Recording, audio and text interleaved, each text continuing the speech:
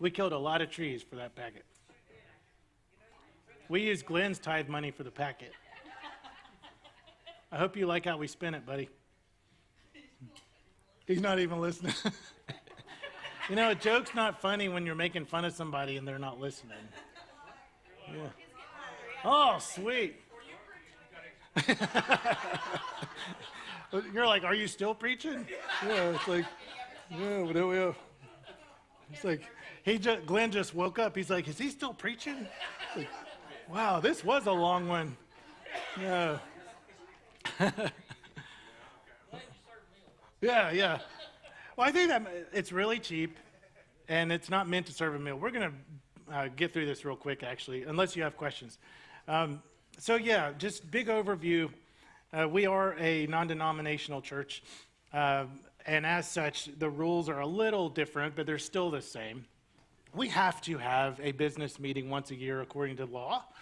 But the flip side is I pride myself, and I think our leadership does, of being a transparent church. We aren't hiding stuff here. Now, granted, we're not going to publish the salaries of all your staff, because all that does is create problems sometimes down the road when they find out and start comparing this to that, or you like the youth program more than the children's program, blah, blah, blah. But you're welcome to see all that stuff. You just have to serve on the SPR team. So, yeah, and be sworn to confidence, because some of these things are private. You wouldn't want us publishing your salary to everyone in the church, and neither does our staff. We have about 19 full or part-time staff, and Kim's going to hit that in a bit.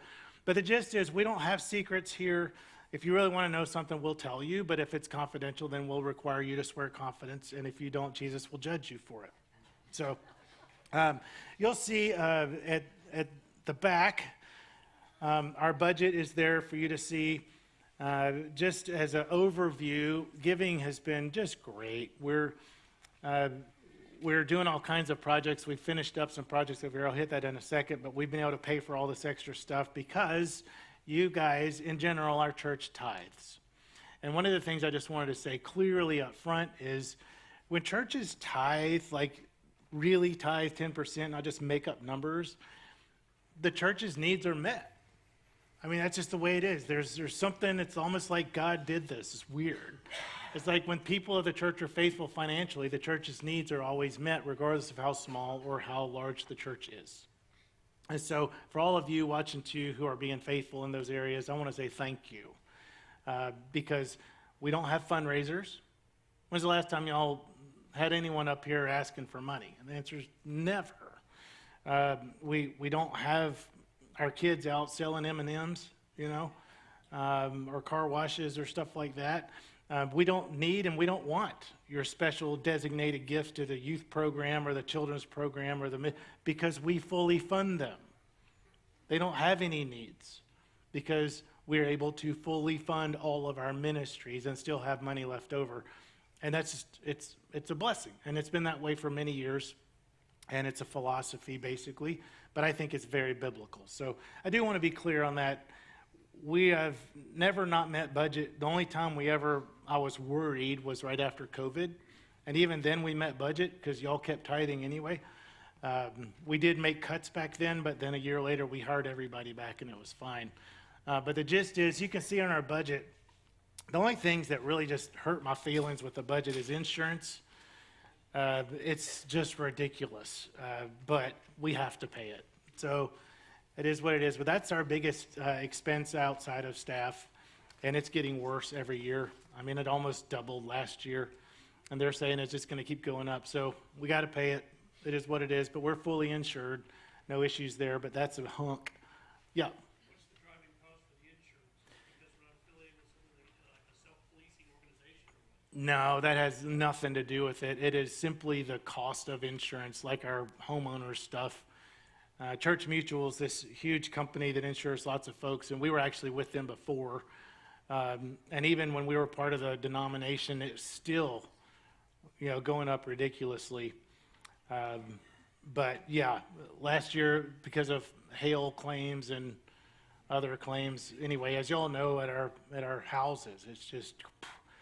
But anyway, that's the biggest expense. that's really gone up. Our programming has gone up some because we have lots more kids and lots more people. So, but because we made some staff changes, I'll hit here in a second. The gist is that we actually are spending less this upcoming 12 months than we've spent the last 12. But that's because we got some great staff and we've consolidated some things. But all to say, we have 80,000 in the bank today, and we'll spend probably 30,000 on our final projects, which will be where James and Amy and a few others are working to remodel remodel our bathrooms to be something super nice. And that's probably going to happen by the end of summer. There's no urgency or push on that. They can do it when they need to. But that's the last huge project that we've got that's been on the docket for a long time. But money's in the bank for that. We are going to build a covered walkway that Edward's working on for everyone in the portables. So if it's raining, you can go out the fellowship hall door and go around this way and then get in that way without getting soaked. But that's a smaller thing. Other stuff we can talk about in a second. But the gist is we've got surpluses in the bank to cover the remaining final projects. And we're pretty much, I always try to run at least a 5% spend beneath giving. And so we always have 5,000 to 7,000 a month left over. That's been my philosophy forever. If I can, we'll bump it to 10 one day, but while we have these projects going on, so be it. I'll talk about the building in a second, but the gist is, in time, we want to build a 10 to 15% surplus and start funneling it towards the future's building, whatever, if that ever happens. But we'll see, right? We'll see. With the current budget, I do want to pause to see if any of you have any questions. Hopefully it's pretty obvious there. You have your basic capital expenses. Trustees, we always pay with the surplus I'm talking about. We just kind of set it aside, and as needs come up, we pay as they come. Operational expense, none of those are negotiable, other than we can shop, different people. We do pay for the yard to be mowed, Sunspot. If any of y'all want to do that, you could save us 12 grand. We really appreciate it. It is 20 acres. That needs to be done weekly pretty much. So yeah, I don't want to do it either. We have made last summer, we really streamlined a lot. But there are some things which have been somewhat, for us, donuts. Do we have enough donuts? As far as I can tell, we got extra donuts every week. So we're willing to make sacrifices if we need to, but if we need more, we'll get more. But it seems like we got a pretty good balance with that. We're doing name tags again, but they're now about $12 each. They used to be $3. And so we're happy to pay for name tags, but when we order them in bulk, they go down to about $8 each. And so that's why we're just doing name tags. Is we fill up a sheet, then we'll, buy 40 at a time instead of 2 at a time. Because if you buy them 2 at a time, then you pay like $20 for shipping plus. It's just, anyway. So some of those things we've tried to work through. We do have the counseling, which we just fully fund between 3 and 6 sessions, sometimes 12. It's all our discretion how many. But the counseling center has been great. And it's really important that people who go at some point pay their own way, because it seems like folks who go forever and don't pay their own way don't really appreciate it as much. So we want to get people in and get them acclimated and let them have some initial, but we don't pay for counseling indefinitely, because we're finding, and the lady Sarah herself says, it's not helpful if we pay forever. So the rest is just program ministries. Cameron's going to hit in a bit. We got about 27,000 in the missions balance from fundraisers and stuff, and if they ever needed money, sure, we'd fund them, but right now that's way too much money as it is, so we'll just leave that in there and spend it as it comes. But we're still going to talk about fundraisers and stuff, but it'll be a little different this year because we're not doing the golf tournament. But we'll handle that more as we get there. But yes, we're finding that they've raised the expense so much now. Is it $150 a person now, Bob? Yeah, 150 each, and you have to commit to like 60 players, and you got to pay the full amount regardless if people show up. And they've just added so many things, it's not worth it. So anyway, does anybody have any questions about the budget? Yeah. How do you divide the mission budget? So we don't, the missions team does. The missions team does it. We don't tell them what to do at all, other than to say, love you. So you'd have to meet with the missions team to talk about that. Okay, who are they? Start with Bob, and then half the church outside of Bob. But for real, meet with Bob afterwards, and he can answer all those questions. Yeah. Any other questions? Yep. Just the electricity, I see the bill, but I thought our panels. Yeah, that's a live and learn. So our electricity would probably be about 35 to 45,000 a year without the panels. But I learned this little thing, and this, y'all don't want all of this, but we don't pay for any electricity. We pay for a demand charge, which is only commercial. I had no idea about this. We signed up for all this stuff, and I'm like, sweet. And they're like, oh, by the way, you got to pay your demand charge. What's a demand charge? It's the amount of electricity you might want to use if you ever use everything at once. So that bill, our electric zeroes out every month. But the demand charge is somewhere between $500 and $1,000 a month that we could never not pay. But it's all commercial. It's a mafia ripoff is what it is. And I have fought it, and I lost. So, you too, and everybody, yeah. Anyway, it was very upsetting when I figured out about that after the fact. They don't tell you. Yeah, if y'all ever want to buy solar, talk to me, and you won't want to. But to be fair, for a church that has generations of, like, we're a couple years in, and we're already saving $20,000 plus a year. So we're gonna get our money back. It's just frustrating that we thought we weren't gonna have a bill, because that's what they sold us. And technically, we don't have a bill for the electricity. We have a bill for demand, which nobody tells anybody about. Anyway, thanks for depressing all of us. Yeah, Thanks, Joy. yeah, you're full of joy today. Anything else with the budget? Yep. Yeah, communication marketing. So about 20K there. It used to be 10% of the overall budget. It used to be 60. But we've worked and worked and worked and worked and worked, and we're finding that bulk mailers don't work anymore. And we've asked, we've talked, and we've done them and done them and done them, and our own people, the people who show up, just say, hey, it used to be effective 30 years ago. It really did, 20 years ago. But the gist with that now is, if we're being really honest, not sure how we're going to spend it. Definitely, it pays for the billboards and stuff. We'll probably do some Facebook, Google marketing ads, church merch to promote stuff. We'll do invite cards, things like that. But because we're not doing the mailers, we're having to revisit our strategy because it's way more than we need. But I've always been a big believer, 10% of healthy organizations' budget goes towards marketing communication. It's just at this stage, we don't have anywhere to spend that. And so the 20 is there for us to do something with, but we literally just made the call to stop all bulk mailers in January. We put a lot of effort into it, and everybody who visited said, we're coming because we were invited, or drive by, or we like Bring Your Brain, Bring Your Bible.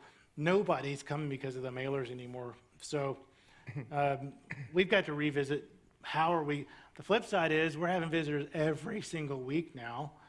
And I've never seen that in my 32 years of ministry. And so I was told, and I think rightly so, when Compass moved in, that it would actually cause all ships to rise. It's kind of like which made me real nervous, I got to admit, but like when you see CVS and Walgreens and whatever else all on the same corner, you're like, why? Or all the chicken places, talk about chicken. You got, it's Saginaw, you got Cane's, Chick-fil-A, churches, something else. It's like, why would they all go? Because if you want chicken, yeah, if you want chicken, you go there. And what's happening is, if you want to go to church and you live in this area, you come to this street. And so that's really helped us. But anyway, the gist is we're working on how to spend that money, but we're not going to spend it unless we have a good plan. And at this stage of the game, we're trying to figure out what that means through feedback. So we'll do a little Google, we'll do a little passing out the cards for you all to pass out. But the flip side too is that's crazy. Never in my life have I seen so many first-time guests coming through the doors of any church I've ever served as we're seeing recently. It's pretty amazing. Does that kind of answer your question? Okay. Anything else on the budget? Yep. Do we have a website, a webmaster or anything?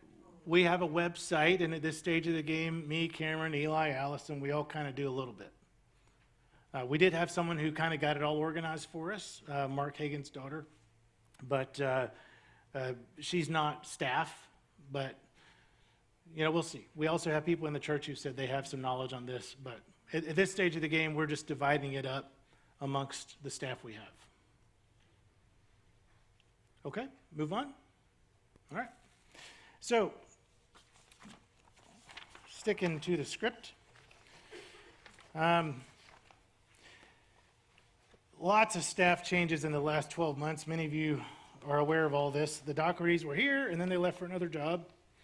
We're grateful for a lot of the stuff they did for us. Today is a great example of some of what they did for us that was great. We had literally 3/4 of the worship team was gone. This would have been a rough Sunday 2 years ago. But today's great.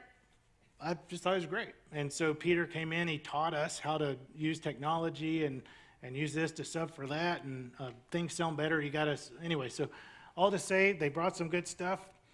They brought some challenges, I'm going to be honest, but, we're grateful they came. God clearly had a hand in that, and we're going to look at the positives, and we've moved forward. But they took a job up north somewhere, and because of that, we've shifted all of their responsibilities to, I'm not going to get into the details, but just big picture. Eli is now full-time, which we all regret. Allison's amazing. 3/4 time, Chad handles all the worship tech, which is a lot, and then Barry fills in everything behind Chad. So it's actually quite complicated now. The live stream, even today the live stream wasn't working. I ran back there because our whole team was gone. But the live stream experience is so much better. So much better. But to do all that, it's way complicated. So Chad has taken on, and Barry has taken on all that tech stuff. Our bass player got married and wanted to move away with his wife or whatever. So anyway, what we've said is we're going to wait to rehire people until everybody gets back from vacation. We can take a deep breath. Things are fine the way they are, but yeah, we'll be talking about that in time. All y'all should know by now that Cameron is co-pastor and I'm co-pastor. And this is a very deliberate work with SPR to be as transparent up front with you as possible so that you guys just start getting used to the idea, I ain't doing this forever. I love you. I believe in what I'm doing. But there's something about, and many of you have talked about this, when you get to, I'm at 33, I started ministry in 1993. And I've worked pretty much full-time since then. And I started my first pastorate in 1997, and I've been a full-time senior pastor ever since. I don't care what you're doing. You do it for 30, 32, this will be my 33rd year. At some point, you start to run out of, can y'all believe I don't have the energy he does? I don't know, I don't want you to think that. But anyway, I just want everyone in this church to have clarity. He's agreed, SPR's agreed, I've agreed. Over time, and over the next 10 years, we're going to be transitioning where I am decreasing, he is increasing, and at some point, I'm going to be back there, I ain't doing nothing. And everybody, you just think, what a better way to handle this than y'all just waking up and me saying, I'm retiring today, right? So he's been humble. He's allowing me to work with him on budget stuff, on preaching, on leadership. He's been really, we couldn't ask, literally, for a better pastor in waiting, whatever you want to call it. But y'all need to understand that it's true. You're coming for me, right? Yeah. And, you know, it's one of those things, I don't want to create stress on the system, but we need to introduce enough stress so that y'all understand I'm getting tired. Yes. And the goal, as we get through, so we've had a lot of change this year. I have literally preached probably 45 sermons a year for 30 years. Do the math on that. Every week that I have a sermon, it hangs over your head the whole week, right? You don't get to take 2 days off and then like, what am I going to preach this week? No, it's a continuing line of thought. And that also gives me the 10,000 hours of work on a thing to master the thing, right? If he doesn't have more opportunities to preach, how's he going to master it? And so we're trying to have a transition plan that gives him more opportunities to learn and grow, that doesn't put stress on the system, that everybody's like, Thomas is going to quit, he hates us, you know, so that slowly, yes, over 10 years, by the time I'm 65 to 70, I don't know. I don't know. How much does life change in 10 years, right? Much less 5. So probably none of this is going to be what actually happens. But the idea is that he's going to increase, I'm going to decrease. I am going to take more time off. 2 reasons. 1 for me, and 2 for the church and for him. I can tell you this, as that happens, I will take a pay decrease. Make no mistake, I have no desire, no need, and no intention to keep making the same amount of money. Don't want to. So we'll figure all that out with SPR so that everybody feels like I'm fairly compensated for whatever I'm doing. But the gist is, over the next 5 years, yes, things are going to decrease. 55 to 60, I think I'm still going to be fine. Now, when I hit 60, after almost 40 years doing this, I think I'm going to start getting really tired. And at that point, I could see, hey, I want to be part-time or something. I don't know, but y'all see the general idea. For any of you who've been in anything 30 years, you're like, I know exactly what you're talking about. It's not that I don't love being here. I don't love this church. But it is that, believe it or not, being the lead dog in a church is hard. It's crazy how many people get mad at me for trying to do good things. It's crazy how many things create controversy, which should never be controversial. The preaching isn't the hard thing. It's the leadership piece and trying to keep all of us on the same page. And I'm a people pleaser. I can't stand it when people are unhappy. We all are. Nobody goes in ministry like, I love it when people are mad, you know. But decades and decades and decades of always having somebody be unhappy with me, it just, you can't do it forever. So all to say, does that answer y'all's questions about that? It's real important, because that ties to my next piece. I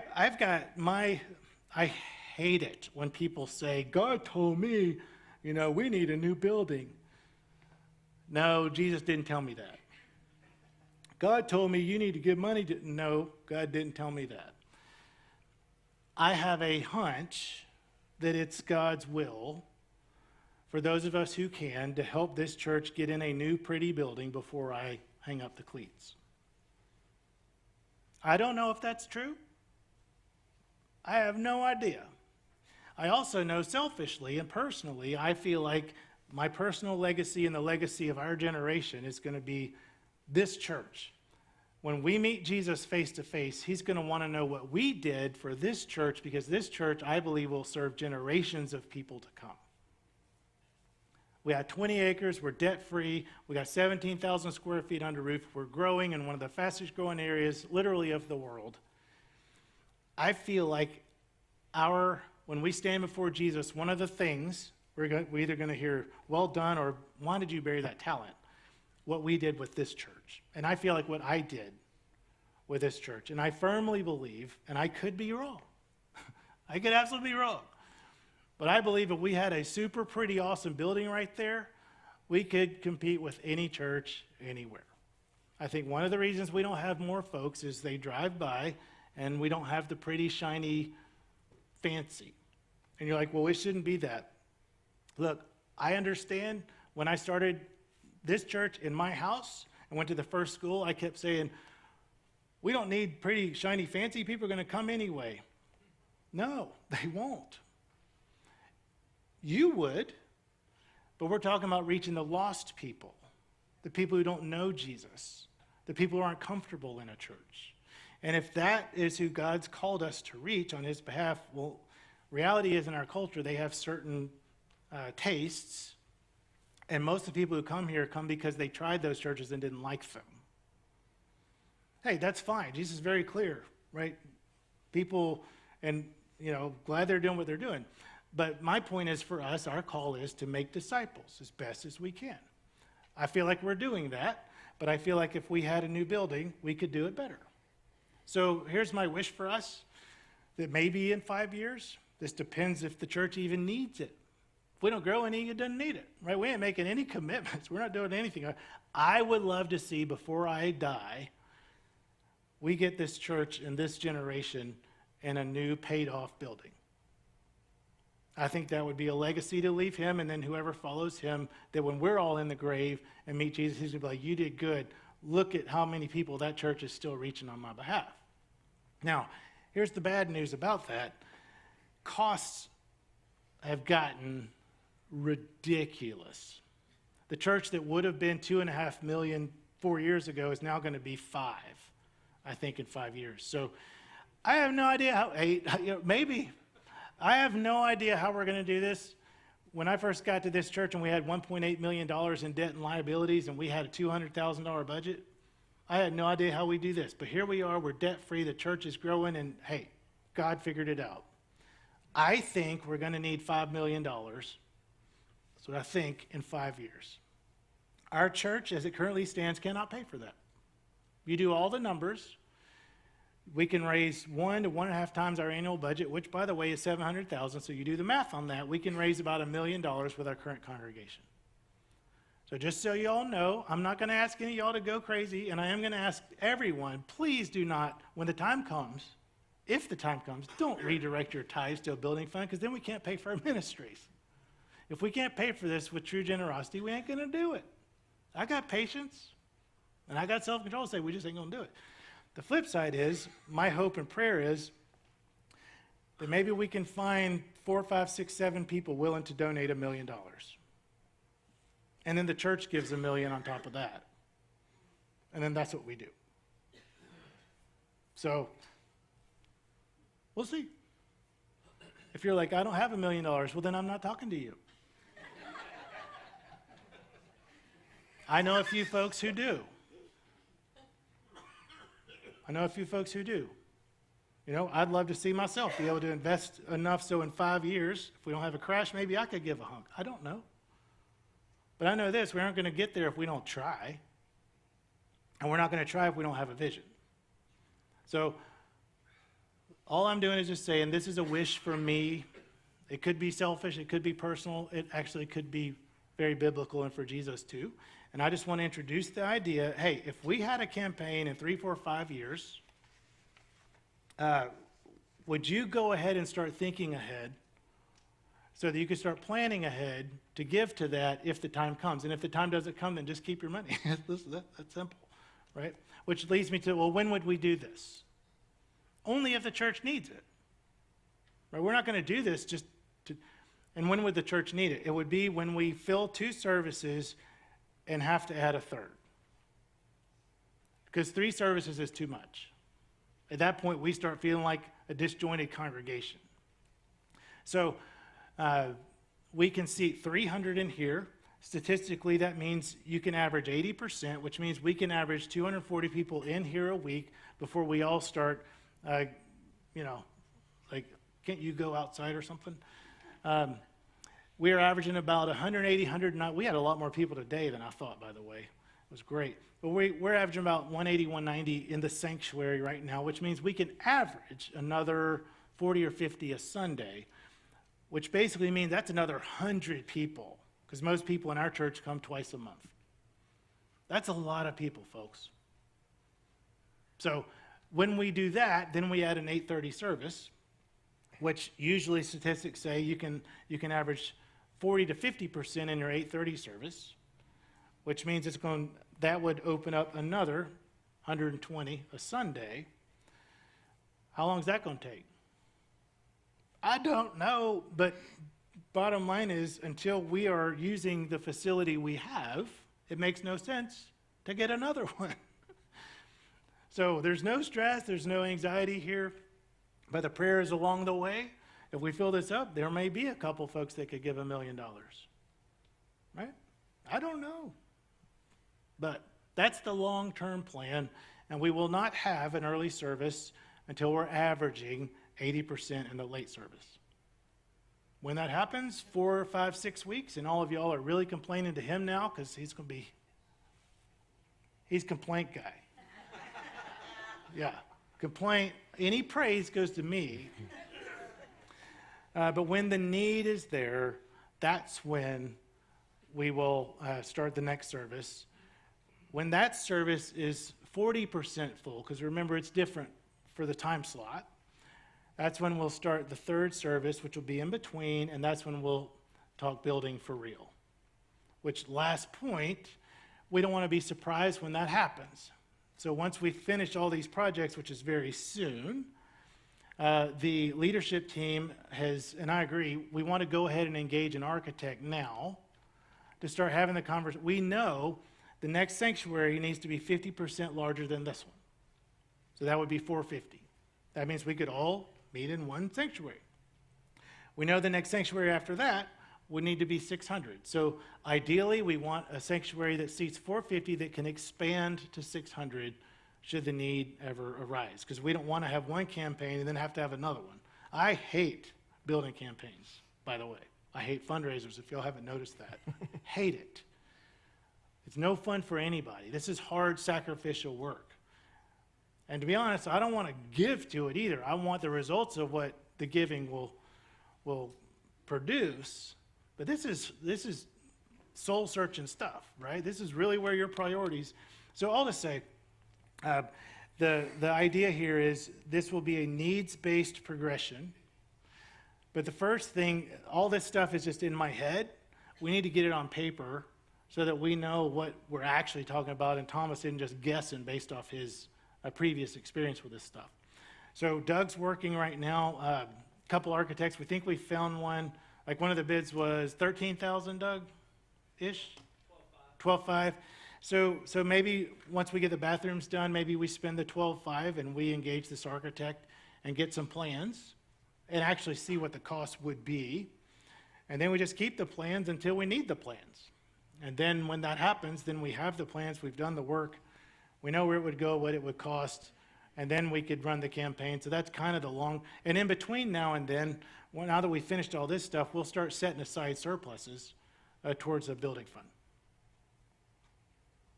Cool. Yes? Are we going to do anything with the parking lot? Yes, we absolutely will have to add more. As a matter of fact, we ran out of parking on Easter.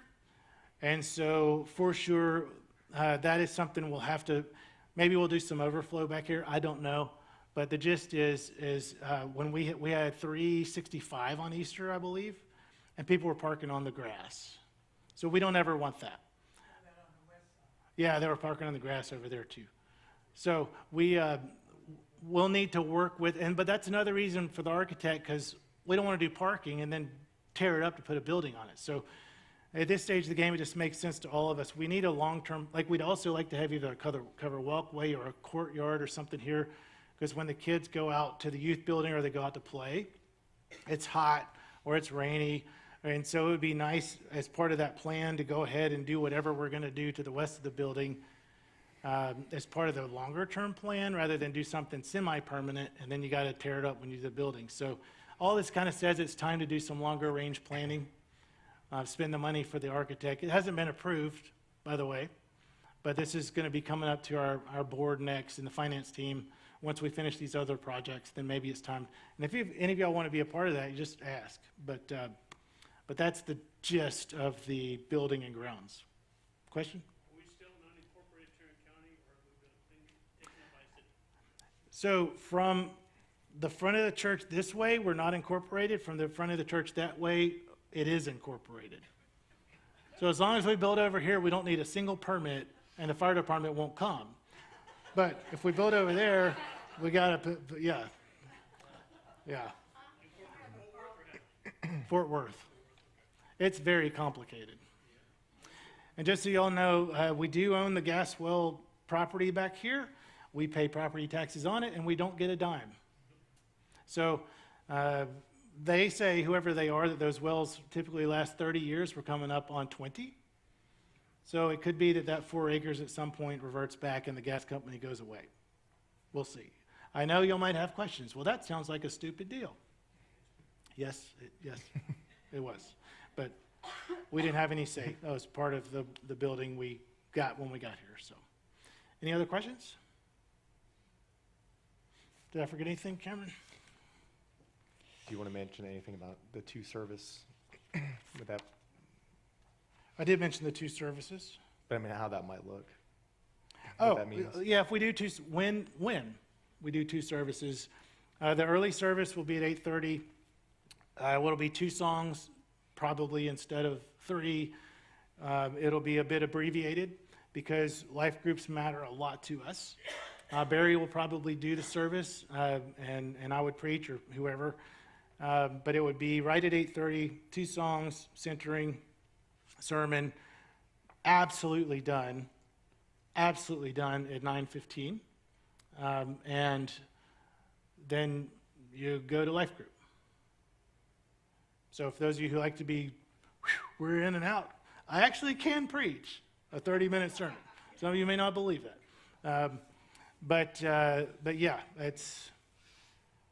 and again, that's what we're saying for now. We may change our minds on that. I don't know. We could always move life groups to 9:45, but we hate to shorten life groups because y'all typically need more time, not less.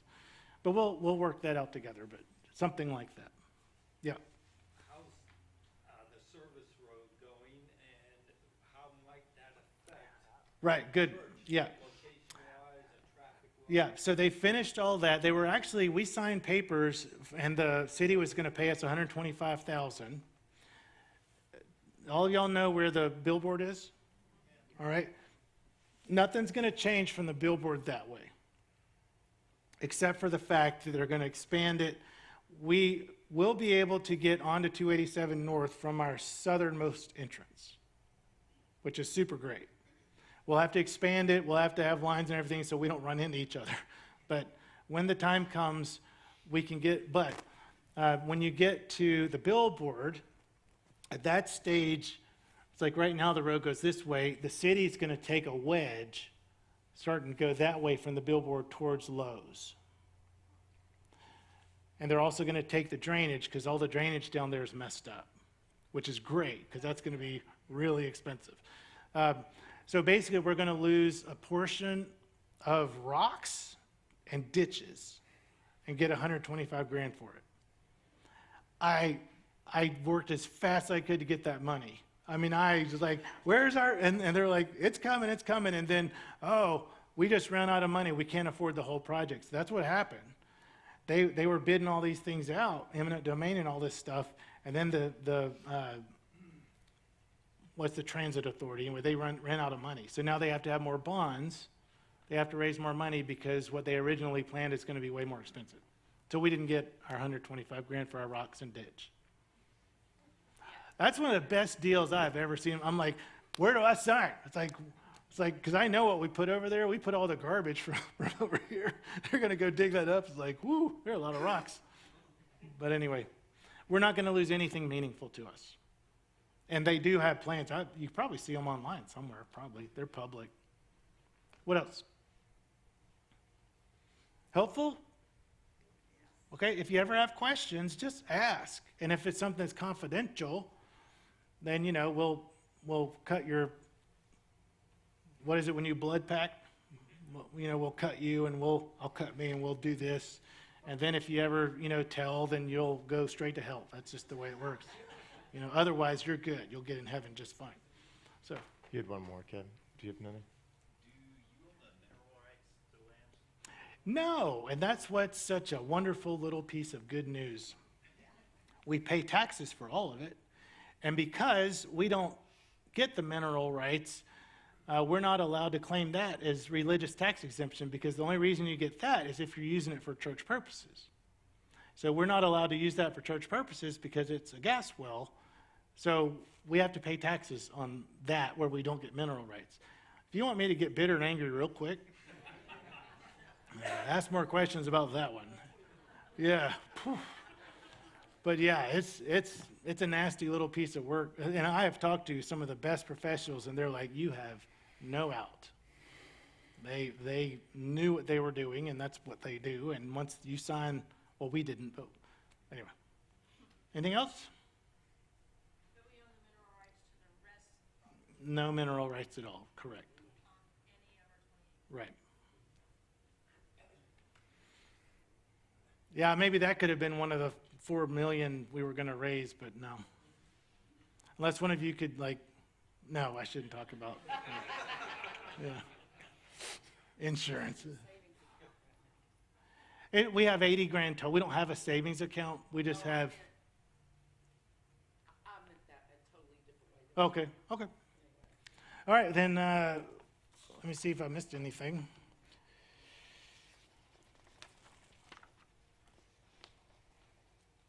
Hey, you know that road over there, that the trash, Yeah. see those big holes there? Yeah, supposedly the gas company's supposed to keep that up, and they haven't, and they won't talk to us. So, you want me to get bitter and angry real quick? We could. All right, Cameron, you're up. All right. Okay. Well, crushed it. Man, I thought the lights were bright. Then you started walking away from me and just kind of. All right. Well, there is so much good stuff going on right now, and I guess one little extra caveat too about the building is one: if you haven't been up there, go check it out. After we have a office now up there, because I'll be sharing in a minute. We have some new staff, and we're up here now a good bit throughout the week. So you'll probably see cars that are parked and stuff. There's actually people in the building. So for a long season, Thomas and I shared a conviction that we never actually want to have to go to work. And so we pulled that off for about 8 years and then realized, well, the ministry needs some hands on deck on a regular basis. And I actually love that because the collaboration and stuff that's happening because of it. I mean, I don't know if y'all can sense it, but there's been a lot of change, especially with ministries, which I'm going to talk about here for a moment. And it's happening quickly because of the teamwork and collaboration and the fact of God has brought us some amazing people. And they're standing right here. You're going to hear from them a little bit. So I'm not actually going to talk too long up here. I want to give you all a quick snapshot, a ministry snapshot, if you will, so they can share briefly and kind of get to know them just a little bit. But we're always prayerfully considering, who next to be part of this team, because there is not a metric, demographically speaking, specifically for our area that would say anything but our church is going to grow. We could be very bad at what we do, and people are going to show up. But we're not bad at what we do. We're pretty darn good at it. We take it very seriously. And I think every one of us, especially on our team today, is here for 100% the right reasons. This is a team that loves the Lord and that takes the call of ministry extremely seriously. We have a lot of fun. We're a bunch of goobers, but we take it very seriously. And I think we're seeing that. We're seeing the effects of that with our families, with our church. And God keeps bringing people to our church, not just with staff, but also just the people walking in the door who have a passion and have questions and are more interested in being plugged in and involved than I have ever seen. There's a wave going on right now. They're calling it this silent reformation. There's something going on underneath the current of culture right now where people are asking hard questions. There's been a lost generation. And the largest denomination in America is I guess you could say, specialists are arguing, is the denomination of nones. There's people, N-O-N-E-S, that do not have a faith to speak of, don't even know where to find it. And we're seeing people by the droves come to church. They're asking hard questions.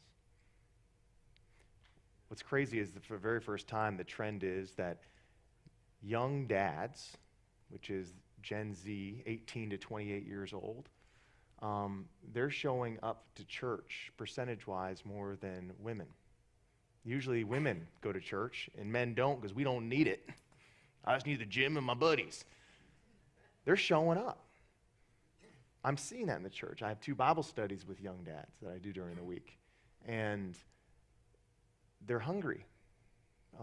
And I'm seeing more and more men show up, and it's an amazing thing to see what's happening. But in terms of our building, go check it out up there because we have a conference area up there. We did our baptism class, which was a full class, and we're getting to use it immediately, which is great. There's a bathroom up there now, which is wonderful as well because when we're working, sometimes it's like, who's going to get there first, you know?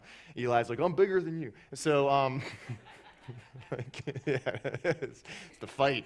But also, like, as of this Sunday, there's only 2 classrooms in our entire church that were not used during 9:30 hour. Only 2 classrooms in the entire church. Every piece of real estate is being utilized for ministry every single Sunday. The only exception to that is the room we do discipleship pathways in when we don't have a pathways class. That's pretty wild. And so we are absolutely prayerfully going to have to consider what the implications of that are, unless we want just like 6 more of these portables out here, which are beautiful pieces of equipment. But the reality is that we're capping out in all the right ways, right?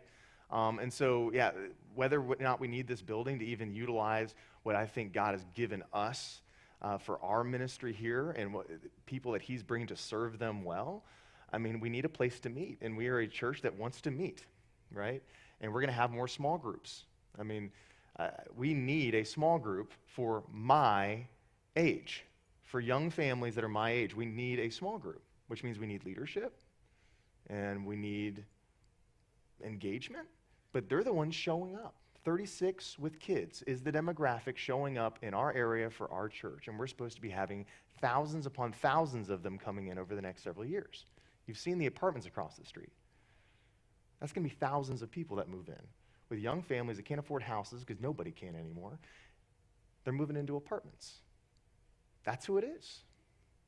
So they're probably going to knock on our door at some point, and we need to be able to serve them. So it's pretty amazing. So I just want to go in, if you guys want to open up here, I'm going to skim through this pretty quickly and then pass the mic to Eli, or to Allison, and then Eli, and then if we have any follow-up questions after, we'll go through them. But I just want to give a quick snapshot on what is going on. We have somewhere north of 20 ministries going on regularly. I'm not talking about like drives, like underneath the missions team, there are a bunch of things. But in terms of these ministries, like the missions team, like our discipleship pathways and guide training, discipleship stuff, life groups, there's a lot of ministry going on in a lot of different ways, all right? And so why do I say somewhere north of 20? Like, Cam, you can't count how many there are. And the answer is there's a lot of things going on that I don't know if you can specify as its own ministry or does it fall underneath a other ministry, but I can say 20 unique ministries specifically that have a lot of tentacles with a lot of different ministry happening. And it's pretty amazing, all right? So, and that's going to continue to grow. But I was asking myself, like, Cam, how can you communicate a healthy church? Because there's tons of opinions out there on what healthy church growth looks like. There's a statement, living things grow, growing things change, okay? If you're not growing, you're not alive. Now, I don't just mean numerical growth. This is where everybody starts getting triggered. They're like, oh, you only care about the numbers. I'm like, I do, but not in the sense of just butts and seats, but in the sense of people being mobilized for the mission of the gospel and discipleship, and that seeing darkness pushed back and seeing lives changed, seeing kids raised by a generation of parents who actually have answers to their questions, right? Like, this is what I'm talking about. And you can't do that outside of biblical community. Ephesians 4 is epically clear that you will cap your spiritual growth potential if you are not in Christian community. It's just how it works. Be fruitful and multiply. That wasn't about babies. That was about the fruit of the Spirit. From the very beginning, I want you to come together so that your fruit can multiply. And that doesn't happen by itself. That happens in community, right? And so I was thinking, well, why don't we just use the ones that we require everybody in our church who wants to call it a church home? We say these are the habits of a healthy Christian. We have 6 of them as our baseline, not our goal line. But this is where a healthy, we would say if you want to be a healthy follower of Jesus Christ, it's these 6 metrics: your daily devotion and discipleship, Christian community, Sabbath holiness, tithing, missions. And let's just apply that to our church and see how we're doing. All right? And so there's so many things, but I didn't want to talk up here for an hour. So just to give a quick little basic summary, we have had 72 people go through Pathways since the last time we met. Okay, this is less than a year. We've had over 200 people go through discipleship pathways who have now been given at least an introduction to the tools that allow them to walk with the Lord, an invitation to be part of community, right? That is huge, especially when you find out that 14% of church-going Christians in America identifying themselves this way also tell on themselves that they only read the Bible one time a week. That's 14%. Only 14% actually read their Bible once a week. And we have people going to Pathways learning about daily discipleship, right? So that's the only way I could see kind of playing back on. Something's working. The second is our Christian community. So on average in America, 20% go to church. Another reason, by the way, I'm not worried about the church next door. I'm not worried about the fact that Milestone bought that big old complex that's in the old furniture, and they're about to plan a massive church, because I don't believe in scarcity. We have so many lost people across the street that are moving in that none of us have the buildings required to serve them. None of us, right? So good on them. Come on, build another church. I don't care. Just don't be a jerk like Compass was to us and treat us the way they did, because honestly, their leadership has been awful to us, and we've been nothing but kind. But the reality is I love their serving people. I got no problem with those people. My neighbors go to Compass. I'm neighbors at home and at church with these people. It's awesome. And I think they do a lot of good stuff, okay? They've got an amazing youth program. It's not close to Eli's, but it's, but that's one of the big pushes they have. They can literally bus kids into their church. If you ever see on a Wednesday night, there's just tons of cars and stuff going on. Well, 3/4 of people don't go to their church. They bus them in. That's one of their huge ministries and outreach. That's something they have a conviction about. Awesome. We have a different conviction. We've got a different flavor, a different pursuit with our church when it comes to discipleship. And different flavor, that's fine. But there's going to be plenty of people. And so for us, this is pretty cool. On average, 50 to 60% of the people who call this church home show up every week. So every other Sunday, pretty much on average. Way above. That just tells you people are committed, right? I'm hoping that goes up, but life happens too, and I get it. The next is we've got a ton of things. The Easter festivals we mentioned, the women's retreats. Anytime we throw something out there nowadays, it fills up. That is really awesome. It's also really encouraging for the people who are putting in a ton of work to make these things happen, right? I mean, I know that Gladys and Chrissy have been putting a ton of work in the sense of the festival and these women's events, and we've got Sherry Jones, who's did Create and Contemplate, and within literally a day of throwing it out there, it was full. We had to literally close the class. I'm getting phone calls, it's closed. I'm like, I know, I'm sorry. What an amazing challenge to have, right? But we're seeing that across the board, which is just really fun to see the engagement. But also, with the Sabbath holiness, the fact that we have people taking it seriously. We have about 350 people here at our church that we can, adults.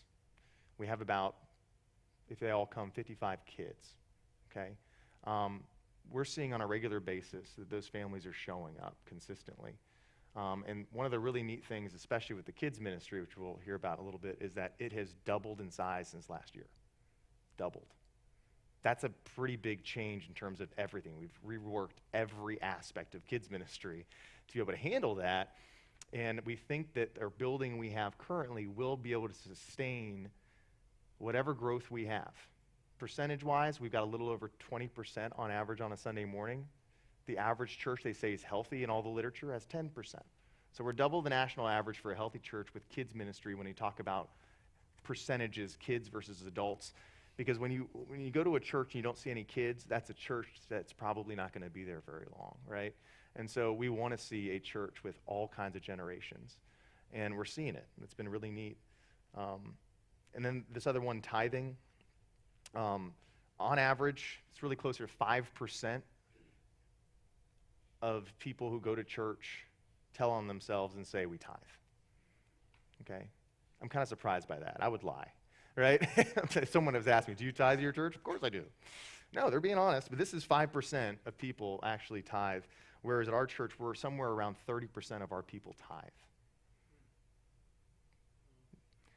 Now, that to me still seems ridiculously low, if I'm being honest with you, because it's one of our spiritual habits. James teaches it in Pathways, and James, they're not all listening to you.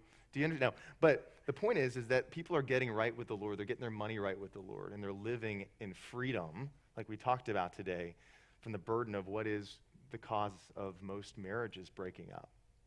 56% of marriages break up because of financial stress, and that is so unnecessary. There's plenty to fight about when you're married. You don't need the money problem, all right? So, anyways, got awkward. But just to say, what does this mean for us specifically? We have 50 unique families in our church who are tithing. Okay, 128 unique givers in our system. Now, why do we look at all this? This is part of discipleship. We're not looking into your finances, but the reality is that this is a very important part of discipleship and whether or not you're healthy with the Lord. And so you put all those metrics together, you add our missions and everything that's going on there, like our angel tree. Guys, that one Sunday with our angel tree, completely gone. There was no one else. I wanted to grab one to bring it home for my kids. I'm like, we're going to do the angel tree this year. I got out there and they're all gone. And I was like, this is amazing. So again, we're seeing the missions push has just been really awesome. The homeless shelter, Eli has now started another group, so we have groups going twice a month to the shelter, and it's just been awesome. I mean, we threw out on Facebook, we had 3 people signed up, threw it on Facebook that afternoon, had a full group going. I mean, literally, people are responding to this stuff and engaged in that. And the last is witness. So this is, I think, an interesting point. So I'll just read it. A year ago, a majority of new faces shared that they came due to the sign or website, and as of January, half of first-timers come due to a personal invitation. People tell us why they came. And we've shifted from our billboard is our evangelist engine, and now our people are becoming the evangelist engine, which is an amazing thing. So just, I think, something for us to celebrate, and obviously baptisms. I've never experienced anything like we did out there. I've never been part of baptizing 16 people at once in an open place. But people are doing it. They're engaged with their faith. So I think all that, with so many other things, we're healthy. We have over 100 people on Sundays in small groups. Okay? So people aren't just showing up for an event on Sunday. They want to be part of a community, and that's why we want to keep small groups and allow for that crossover. Even if you have 2 services, our community doesn't get lost. We still get to hang out. You still get to share and see people, all that good stuff. So I am now going to introduce Miss Allison and Eli. Are just going to share briefly a little bit about what they're doing, what's going on with their ministries. And just so you all know specifically, so Allison is 3/4 time here, but it's really full-time for Allison. She was working at a preschool before she came here. And then Pam Craik kind of gave, she's like, hey, you got to meet Allison. She's awesome. She's been working with kids, and it's been amazing. So she came on staff here very part-time and has slowly stepped into the position we have. See you guys. And it's been really awesome. So she was working at a daycare as well and decided, and during one of our conversations at Cam, I really want to be here. I want to serve full-time at the church as much as I can. And then Eli as well. He was in my youth group. I preached on that. a couple weeks ago and 5 years ago, and has slowly stepped into his role. So Allison, do you want to come up for a minute and just grab that microphone and just share kind of what's going on with kids and family ministry? Yes. Of course. There's a lot of people that get on Facebook or Nextdoor, Yeah. and they ask for church recommendations. Yes. Do we have a blurb or something that we could respond to? I mean, I use phones up here. Okay. For my reasons, but is there something standard that we would like to put out there? We'll just copy and put the website on that site. Oh, I always put the website there. Yeah, you're saying like people are, let's talk about it after. I just moved here, I'm looking for recommendations. Okay, like on your community pages and stuff like that. Yeah. Honestly, I don't think that would be, I think if you give a personal invite, you're gonna get twice as much of a bite. I mean, so that's what I would do. Just give a personal invite and And don't just and send our website. on website. Yeah, and just send our website. Yeah, for sure. Any other quick questions before I pass the ball? Okay. Take it over, Allison. Okay, fun. Hello. If we haven't met yet, I'm Allison Crake. I don't see a lot of young families in here, so you might have just seen me over in the corner at the Children's Ministry Welcome Desk. Or you heard my name from Pam and Keith. They talk a lot. Specifically about their family and what we're doing. So that might have been where you heard my name from. Like he said, I've been working here for over a year now, and I started out in the nursery, loving on babies. We didn't have a lot of babies, but we are now. I don't know if you guys have noticed, we had a couple of pregnant ladies who have now given birth, and we have families coming in. Today we had 2 new families, one with 4 kids and a brand new baby. So that is so sweet to see. I'm loving having all the kids coming through. So he said we're part of the new Next Generation Ministries. And the Next Generation Ministries is cradle through college. So Eli and I have been working together to get everything settled. We have been, sorry, I'm not used to speaking to adults. It's making me nervous. We are going to have a parent summit coming up in a bit, but some of you who might not make it, I'm just going to go over what we've been doing and where we see ourselves going. So you heard Cam say that we have doubled in size in the past year, and I've seen it in the nursery, I've seen it in the preschool. When we first started, I think there was a couple, maybe 3 or 4 in the nursery, and then we've gone as much as 12 in the nursery. Preschool is the same.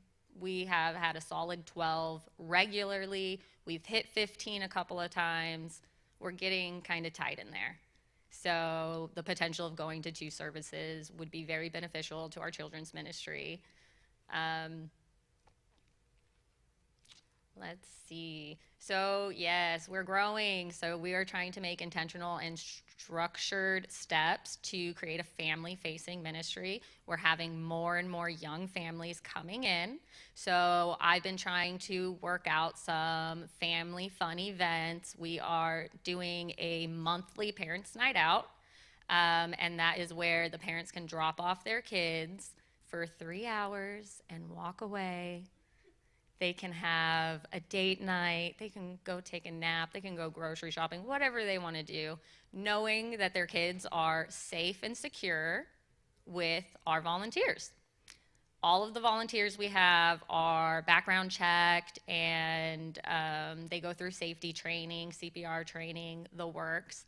We have a really solid team with us right now, but as we are growing, we need more people. So if you've ever felt the need to volunteer in the children's ministry, please reach out to Eli or I, and we can get you in there. It can be as simple as being a part of our welcome team at the desk. It could be working behind the scenes, helping us set up for Parents' Night Out, set up for all the events we're doing. being an assistant teacher, we can always use extra hands in preschool and elementary. That is one of our biggest needs right now. We're also doing play dates to get all of the young families together and creating the community that we would love to have at the church. I kind of botched it, but there we go. I'm going to let Eli finish talking. No. No. That is entirely uncomfortable. All right, guys. Most of y'all know who I am. I'm Eli Uzabuife. I am one of the other directors of Next Generation Ministries here at LifePoint. And so basically what that means for me is I get to work with the elementary age kids all the way to high school. And so since Cam gave me a microphone, I'm going to talk about elementary a little bit. And so it's been really cool to be back there right now. I've been working back there with the kids for a couple of years, back when we had Vicky Bone, and I kind of got to watch, see what she was doing. And so we made a lot of changes, and a lot of that's thankful for Allison. She's really helped us out with organization piece when it comes to it, which is not my forte, and making things look cool, which is not always my forte either, but she's been a huge blessing with that. And so really how we kind of switched to this curriculum in January. It's called Connects. It's through Life Churches. And it kind of breaks everything down, like has a good scope and sequence that we use for our elementary kids. And what I do, I go in and go and modify it. And so I come up with different object lessons for the kids and different videos we watch and all kinds of different things to make it unique for our group. But we found the method that we're using right now. We call it PVQ. And so we get the kids to say, I say, what's time PVQ? And like we kind of go back and forth. Like if you have kids, ask them, they know what it is. But it's point versus question, right? And so as I'm going and working with curriculum, I'm like, what's that nugget I want the kids to get? And so that's where we started off. The kids know what it is, PVQ. And we kind of hit it in different ways. So if y'all don't know Miss Paula, she's been back there in kids ministry longer than I've been at this church. And she serves these kids so faithfully. Every single Sunday she shows up. And she loves on these kids. And so if you see her, give her a hug, give her a high five, something. She's truly one of the most amazing people I've ever met. Her dedication and love for these kids is inspiring. And so if you see her, just tell her a good job. I mean, she's crushing it, and she's a blessing for this church. But so how we start off, she usually starts off with her own section. And so like today, we talked about Joshua 1:9, be strong and courageous. And so she had her own way that she taught on it. And then the kids transitioned to me. I taught it away. We had a video, and then we have an object lesson. So we're really hitting this one point that we want the kids to get in a lot of different ways. And so if they might not get it with Paula, they're going to get it with me. Or if they don't get it with me, they'll get it with her. Like there's lots of ways the kids can start to get to stuff. But that's kind of a breakdown of how curriculum and that side's going with elementary. And a side note with that too, we're just seeing, like Cam said, it's really healthy with the kids. I mean, the kids are singing and dancing, and they're remembering stuff, and they're talking to their friends about it and their parents about it, and we're just in a really healthy season when it comes to the elementary kids at LifePoint. And now for students, so like Cam mentioned, this last Sunday we had something awesome. We had our baptism Sunday, and so we had 16 people baptized, and what an awesome thing that we got to be part of, that I got to be a part of. If y'all didn't know, 10 of those people that got baptized were students. And so we're very blessed right now for everything going on with that. It was kind of funny. I told Cam, hey, this kid wants to get baptized. And then the next day I got a phone call or whatever, or a kid came up to me, I want to get baptized. And it was more and more and more and more. And there's even more that want to get baptized too. So we have more dates coming up in the future. And so just for y'all to know, like, things are healthy right now. There's a really good heartbeat right now behind everything going on in the Next Generation Ministries at LifePoint. And we're seeing that with, the spiritual habits, right? Jesus told us to go and make disciples and baptize them in the name of the Father, the Son, and the Holy Spirit, right? And we're seeing that process begin. And kind of like Cam hit on for a second, we had our baptism class upstairs a couple weeks ago, and that's the first time we've had to do that. And it's good signs, like people are taking this thing seriously, and they're digging, they're asking the hard questions, right? They're wanting these answers to, difficult questions that we need to ask at some point in our lives. And so everything's going good there. And then there's some things going on too for y'all to see the heartbeat. So last weekend we had a big student retreat called Refuge, kind of the idea of Psalms 91 and the eagle's wings over us as we walk through life. And it was just a really awesome weekend. Like I said, these students, they're asking these hard questions, right? They're digging into these hard things, and you can tell they're applying it during their daily walks. I mean, there's a story after story, you know, a student coming up to me, like I had one at the end of the retreat. She came up to me crying, you know, like how awesome the weekend was. You know, she was praying about whether she was going to come or not or do something else, and she just said, you know, I'm in the right place. And so for us to be able to provide that to these students that are searching, that are, they're like Cam said, they're like, this is silent revival, like it's happening. People are digging, they're looking for answers for life, right? They want to know the truth. And so it's just really cool to see that. We saw that at retreat. It was an awesome time. And then overall, the summer's been a lot of fun. We have all kinds of fun events going on that people getting plugged into. This last Wednesday, we've had more students than we've ever had. We did a big Mario Kart night. And so just for y'all to know, things are going really awesome right now. Things are really healthy, and they're searching. And so if y'all want to get plugged in with any of these ministries, we need help, right? That's like, it's a good problem to have, to need help, right? And so whether it's bringing food on a Wednesday night, you know, be able to cater us, or maybe it's helping clean up afterwards, or maybe it's, you know, they're serving on a Wednesday night. There's so many different opportunities. So if you have that conviction, you have that call, come talk to me, right? We'll get you plugged in somewhere, because all it is pouring back into these students that are the next generation. So that's my spiel. All right, great job, man. Okay, well, thank you guys. They are serving, and I'm not an easy person to work with, so thank you. Yeah, Allison agrees. But any questions, guys, about any of the ministries going on right now before we kind of wrap this up for the day? Any concerns about ministry stuff, or? Yes.